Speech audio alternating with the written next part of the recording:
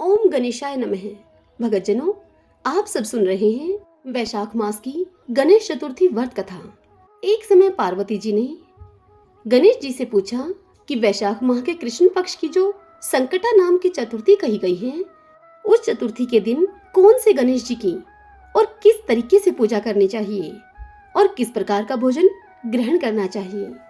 इस पर गणपति जी ने उनको उत्तर दिया और कहा कि हे पार्वती जी, वैशाख माह में कृष्ण पक्ष की चतुर्थी को व्रत करना चाहिए। उस दिन वरकतुंड नाम के गणपति जी की आराधना करके कमल गट्टे के हलवे का भोजन करना चाहिए। हे माता, ऐसा ही प्रश्न महाराज युधिष्ठिर ने द्वापर युग में भगवान श्री कृष्ण से पूछा था। भगवान श्री कृष्ण ने जो उनको बतलाया था वही मैं आपको बतलाता हूँ, आप ध्यान पूर्वक सुनिए। श्री कृष्ण जी बोले कि हे युधिष्ठिर, प्राचीन समय में रंतिदेव नाम के प्रतापी राजा हुए हैं। जैसे अग्नि तिनके के समूहों को भस्म कर देती है, वैसे ही वह अपने शत्रुओं को नष्ट कर देते थे। यम, कुबेर, इंद्र आदि उनके मित्र थे। धर्मकेतु नाम का एक श्रेष्ठ ब्राह्मण उनके राज्य में रहता था। उसके सुशीला और चंचला नाम की दो स्त्रियां थीं। सुशीला सदैव कोई न कोई व्रत करती ही रहती थी। अतः सुशीला का शरीर दुर्बल हो गया था। के विपरीत चंचला कोई भी व्रत उपवास कभी नहीं करती थी। चंचला सदैव पेट भरकर भोजन खाती थी। कुछ समय पश्चात सुशीला को एक सुंदर लक्षणों वाली कन्या हुई और चंचला को एक पुत्र पैदा हुआ। इस बात पर चंचला सुशीला को ताना मारकर बोली कि अरे सुशीला, तूने इतने अधिक व्रत उपवास करके अपने शरीर को दुबला पतला बना लिया, फिर भी तूने एक दुर्बल कन्या को ही पैदा किया। मेरी तरफ देख, मैंने कभी कोई व्रत नहीं किया, मैं कैसी हर्ष पुष्ट हूँ, और वैसे ही बालक को मैंने जन्म भी दिया है। अपनी सोच का यह व्यंग भरा वाण सुशीला के हृदय को पीड़ा देने लगा।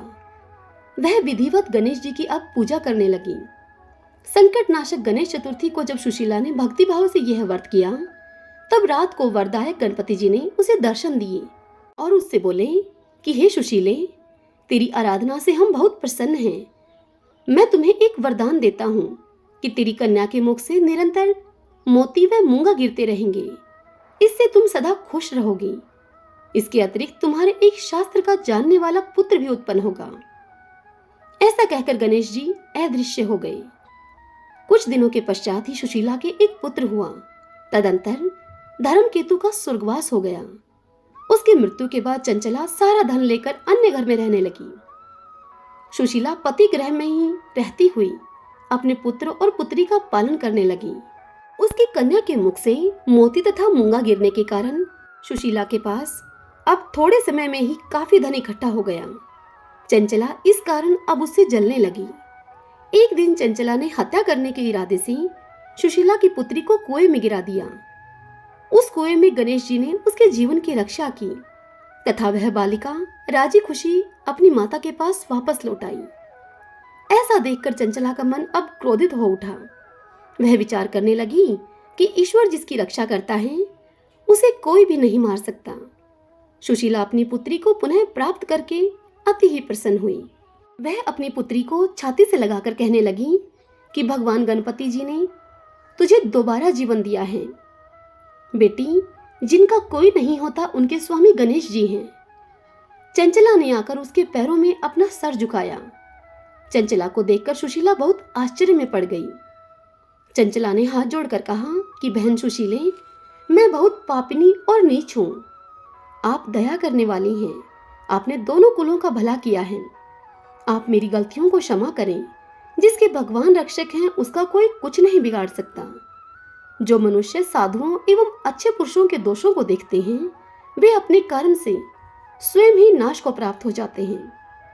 तत्पश्चात चंचला ने भी उस कष्ट नाशक तथा पुण्य को देने वाले संकट नाशक गणपति जी के व्रत को किया। गणपति जी की कृपा से उसके बैरी भी सखा बन जाते हैं।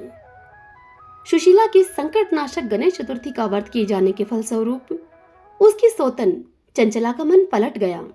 श्री गणपति जी कहते हैं कि हे देवी पार्वती, मैंने पूर्व काल की सारी बात तुम्हें बता दी है। इस संसार में इससे सुंदर आपत्तियों को दूर करने वाला कोई अन्य व्रत नहीं है। श्री कृष्ण जी युधिष्ठिर से कहते हैं कि हे धर्मराज, आप भी ढंग पूर्वक गणपति जी का व्रत करें। इस व्रत को करने से आपको अपने शत्रुओं पर विजय प्राप्त होगी तथा अष्ट सिद्धियां और नव निधियां आपकी सेवा में रहेंगी और कुछ समय के पश्चात ही आप अपना राज्य फिर से प्राप्त कर लेंगे। सब बोलिए गणेश जी महाराज की जय।